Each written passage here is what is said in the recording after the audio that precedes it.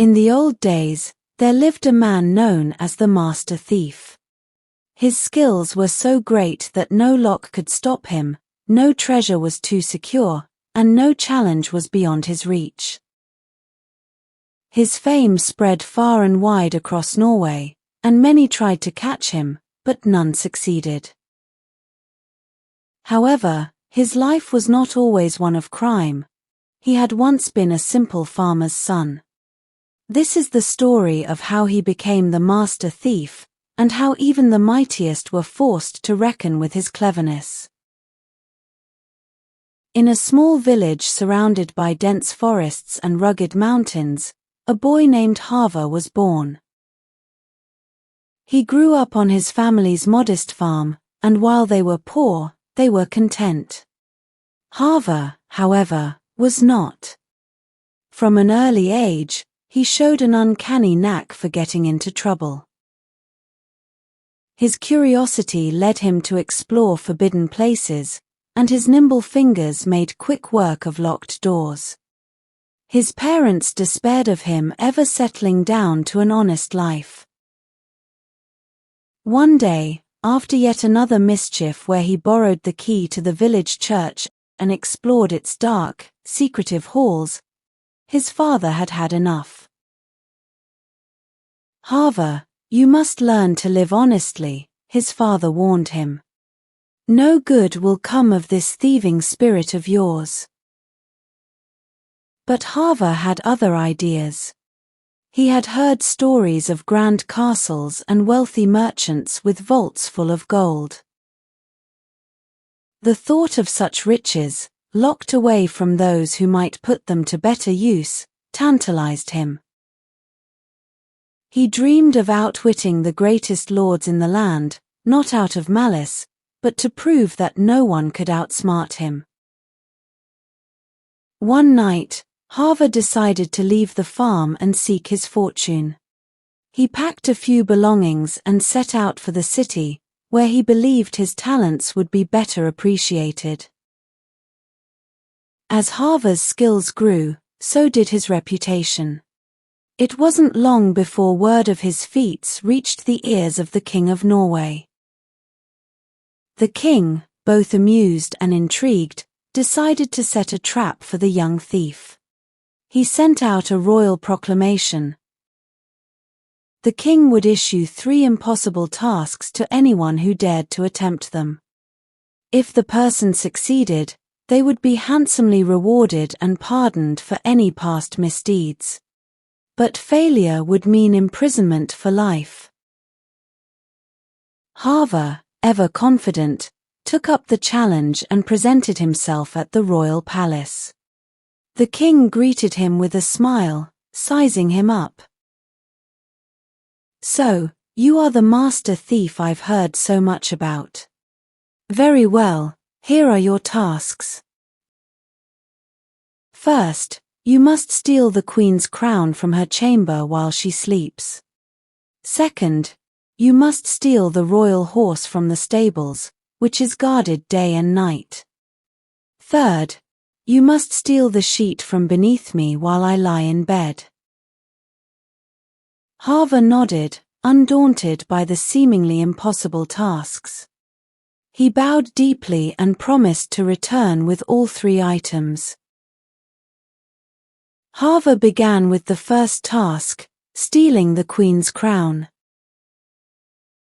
He knew the palace would be heavily guarded, and even if he managed to sneak inside, getting into the queen's chamber undetected would be no small feat. Still, Halvor had never been one to back down from a challenge. He spent several days observing the palace from a distance, learning the guards' routines and looking for weaknesses in their patrols.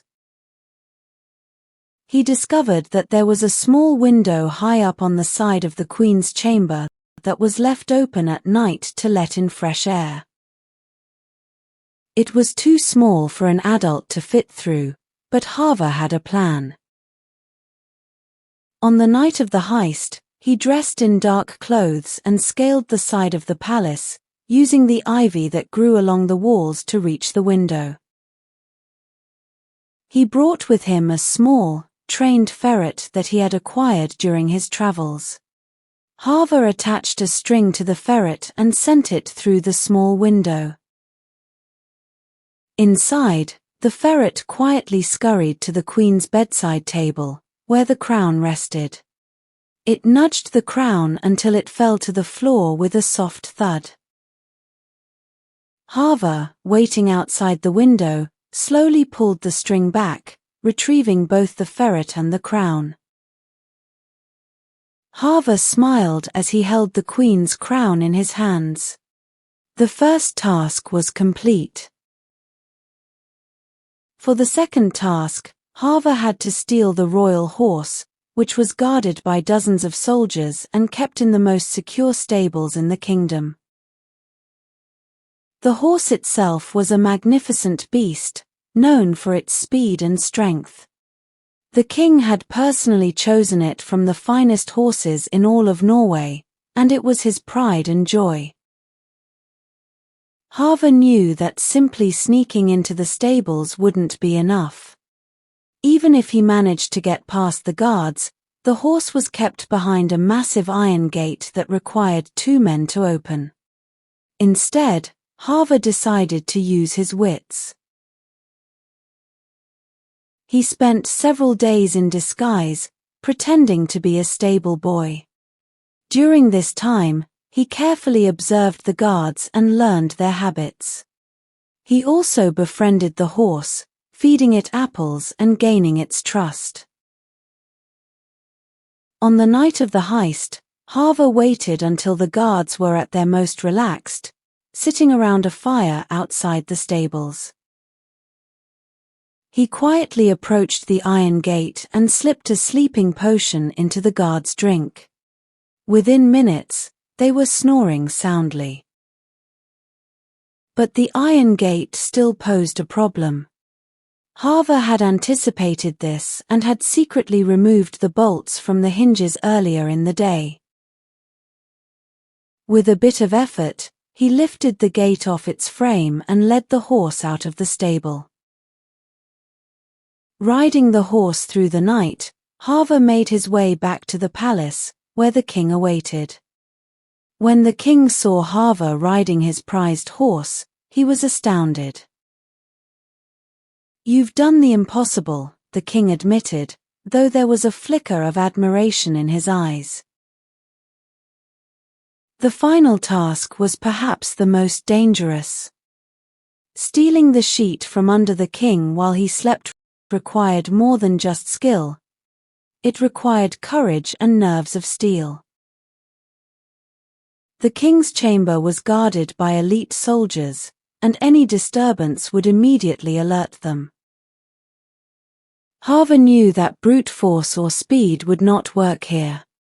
Instead, he would have to rely on misdirection and patience. That night, Harva climbed up to the roof of the palace and carefully lowered himself down into the king's chamber using a rope. The room was pitch dark, and he could hear the king's soft breathing as he slept. Harva crept closer, careful not to make a sound. In his hand, Harva held a duplicate sheet, identical to the one the king was lying on. His plan was to switch the sheets without the king noticing. But how could he do this without waking the king? He waited for hours, until just before dawn, when the king was in his deepest sleep. Slowly, ever so slowly, Harva began to pull the sheet from under the king, inch by inch. At the same time, he slid the duplicate sheet in its place.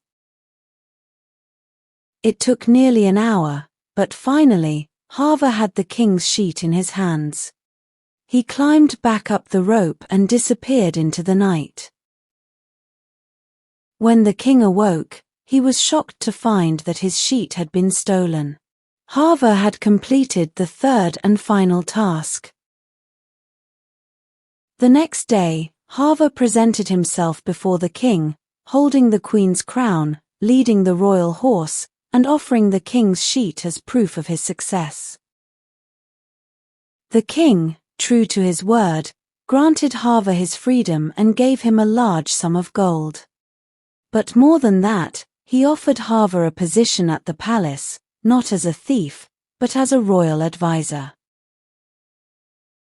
The king had recognized that Hava's cunning and cleverness could be of great use to the kingdom. Hava accepted the offer, though he never completely gave up his thieving ways. From time to time, whispers would spread through the palace of treasures going missing or impossible feats being accomplished in the dead of night. But no one could ever prove it was Hava. As the years passed, the legend of the master thief grew. Songs were sung about his exploits, and tales were told of his daring adventures. Though he had started as a simple farmer's son, Hava had become one of the most famous figures in all of Norway. In the end, the master thief lived a life full of excitement, danger, and riches. But more than anything, he lived a life that proved that wit and cleverness could overcome even the greatest challenges. Even after Hava's time, stories of the master thief continued to be passed down from generation to generation. To this day, no one has ever matched the feats of the master thief, and his legend remains as strong as ever. His story is a reminder that sometimes the cleverest solutions are those that come from thinking outside the box, and that the greatest rewards often come to those who dare to dream the impossible. If you enjoyed this story and found it interesting, please like this video and share your thoughts in the comments below. Don't forget to subscribe to our channel for more exciting stories. Your engagement helps us create more content that resonates with you and our community. Thank you for joining us. Until next time, keep reading, keep growing, and never stop exploring.